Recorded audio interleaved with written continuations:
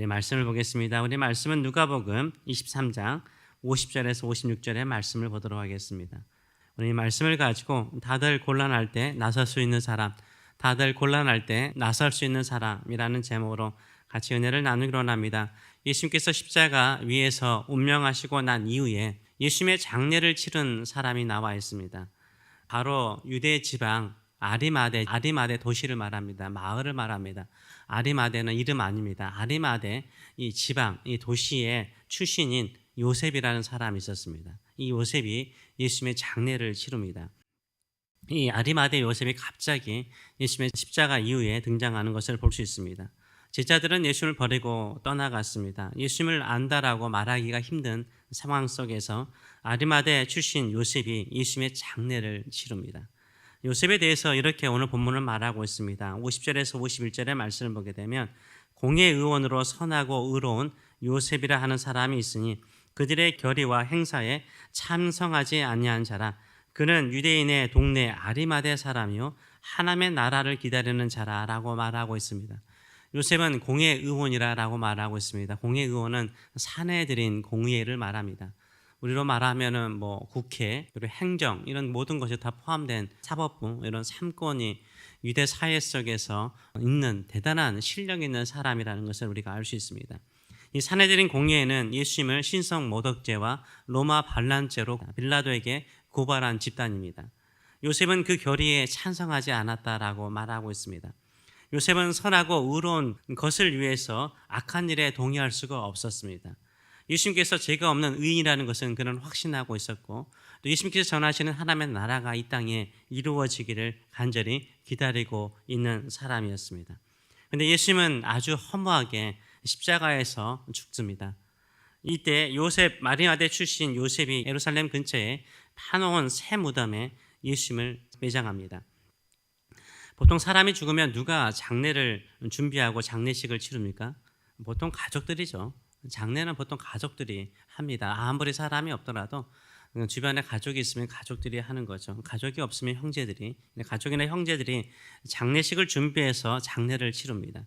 그런데 예수님의 장례는 예수님의 가족이나 형제들이 장례식을 치르지 않습니다. 예수님의 가족인 형제들이 예수님의 장례를 할 수 없다면 3년 동안 예수님을 따랐던 예수님의 제자들이 예수님의 장례를 치러야 되지 않습니까? 그런데 예수님의 제자들도 예수님의 시신을 달라라고 해서 장례를 치르지 않습니다. 예수님께서 십자가 형에 죽은 상태에서 쉽게 누구나 나서기가 쉽지 않았습니다. 이것을 생각하면 요셉의 용기가 대단한 거예요. 만일 요셉이 나서지 않았으면 예수님의 시신은 어느 들판에 던져져 있거나 어느 동굴에 던져져 버렸을 것입니다. 그런데 이 요셉이 나서서 예수님의 장례를 치르는데 이 모든 것이 하나님의 뜻을 이루는 것이었고 가장 용기 있는 행동이었습니다. 세례요한도 순교를 당하죠. 세례요한이 헤롯 안디바가 동생의 아내와 결혼한 것을 책망하자 헤롯 안디바가 세례요한을 감옥에 가둡니다. 그리고 결국 세례요한을 감옥에서 목베어 죽이죠. 이때 세례요한의 시신을 가져가기 위해서 장례를 치른 사람이 있습니다. 그들은 누굽니까? 세례요한의 제자들이었어요. 이 세례요한의 제자들이 장례를 치루었습니다. 마태복음 14장 12절의 말씀을 보게 되면 요한의 제자들이 와서 시체를 가져다가 장사하고 가서 예수께 말씀했다라고 말하고 있어요. 그런데 예수님께서 십자가에서 죽고 난 이후에는 누가 장례를 치러요?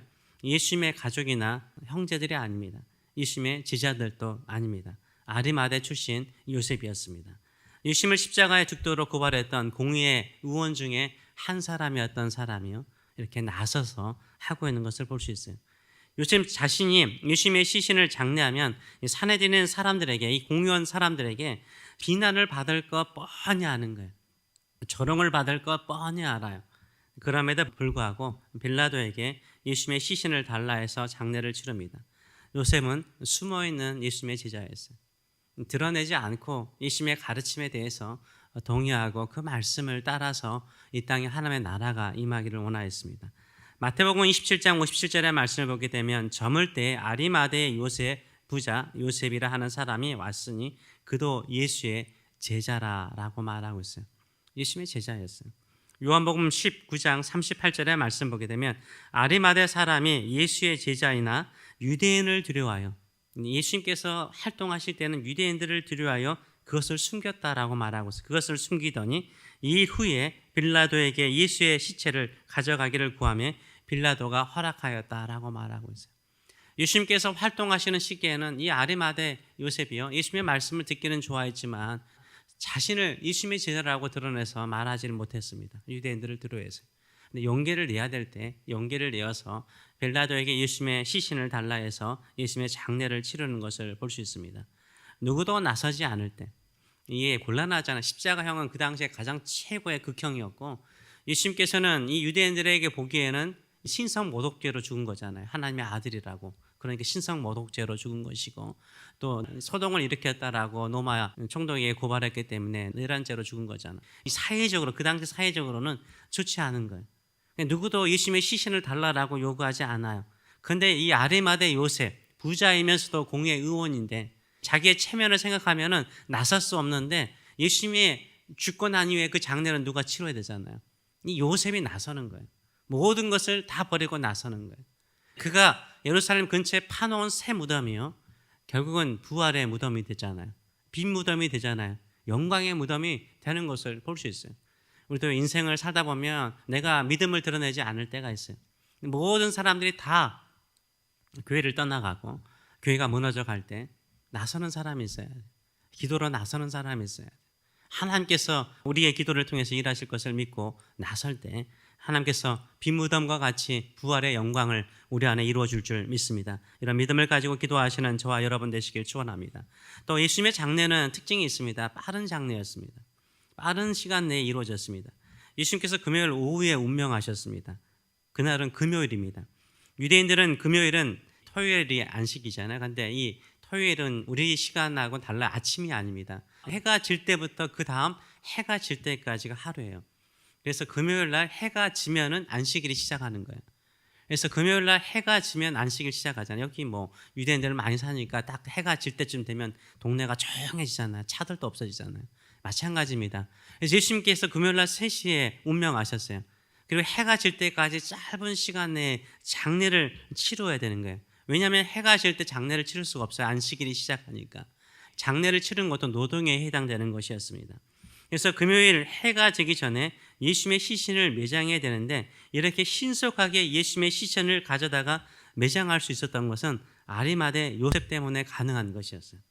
이 사람은 예루살렘 근처에 새 무덤을 가지고 있는 사람이었고, 빌라도에게 예수님의 시신을 달라라 할 수 있는 힘 있는 사람이었어요. 이 빌라도 총독을 만나기가 쉽나요, 평민들이? 그런데 이 사람이 공의원 의원이기 때문에 가서 달라라 할 수 있는 사람이었습니다. 그래서 필요할 때 이 아리마대 요셉이 적절하게 쓰임 받는 것을 볼 수 있습니다.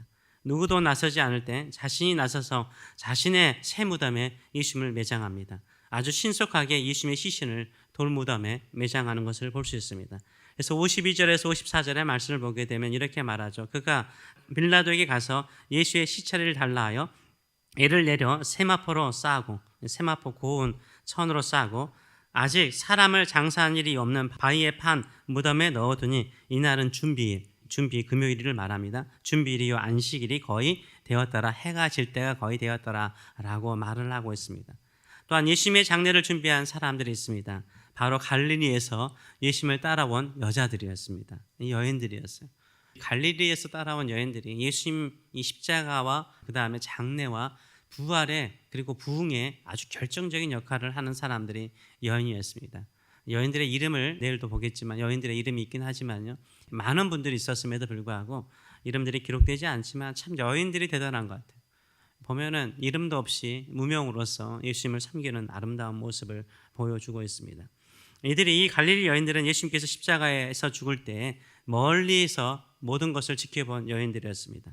아리마대 요셉이 예수님의 시신을 가져다가 세마포에 싸고 새 돌무덤에 매장하는 것까지 이 여인들이 따라와서 다 지켜보았어요. 그 모든 것을 다 지켜보았다라고 말하고 있어요. 이 갈릴리 여인들은 유대인의 장례 의식에 따라서 이 시신에다가 향품과 향유를 발라주는데 그것을 하고 싶었던 거죠. 예수님의 시신에다가.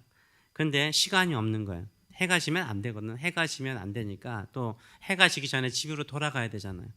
그런 일들 때문에 이것을 할 수가 없으니까 그냥 지켜만 보고 안식일 하루를 조용하게 쉬고 난 다음에 그날 새벽에 가서 향품과 향유를 준비해서 갔는데 예수님의 부활을 목격하는 일들을 보게 됩니다. 그래서 이것을 55절과 56절은 이렇게 말합니다. 갈릴리에서 예수와 함께 온 여자들이 길을 따라 그 무덤과 그 시체를 어떻게 두었는지를 보고 돌아가 향품과 향유를 준비하더라. 계명을 따라 안식일에 쉬더라 라고 말하고 있어요.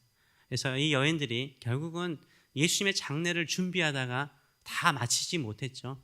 다 마치지 못해 향품과 향유를 바르지 못했어요. 그런데 하루 쉬고 안식일을 쉬고 갔더니 예수님의 부활을 목격하는 첫 증인이 되고 첫 목격자가 되는 것을 우리가 볼 수 있습니다. 예수님의 장례는 십자가의 운명 후에 아주 신속하게 이루어졌습니다. 숨어 있었던 예수님의 제자인 아리마대 요셉이 적극적으로 나서서 예수님을 새 무덤에 매장합니다. 갈릴리 여인들은 예수님의 장례까지 참여하기 위해서 예수님의 시신에 바를 향품과 향유를 준비하다가 결국 예수님의 부활을 목격하는 일들을 보게 됩니다. 이 모든 것들이 우리가 예상하는 사람들이 하는 게 아니라는 것을 알 수 있어요. 이 장례를 아리마대 요셉이 할 거라고 누가 생각을 했겠어요? 가족 아니면 제자들이라고 생각하죠. 그런데 이때 나서는 아리마대 요셉이 결국 자신의 파놓은 무덤이 빈 무덤이 되는 영광의 무덤이 되는 것을 볼 수 있어요.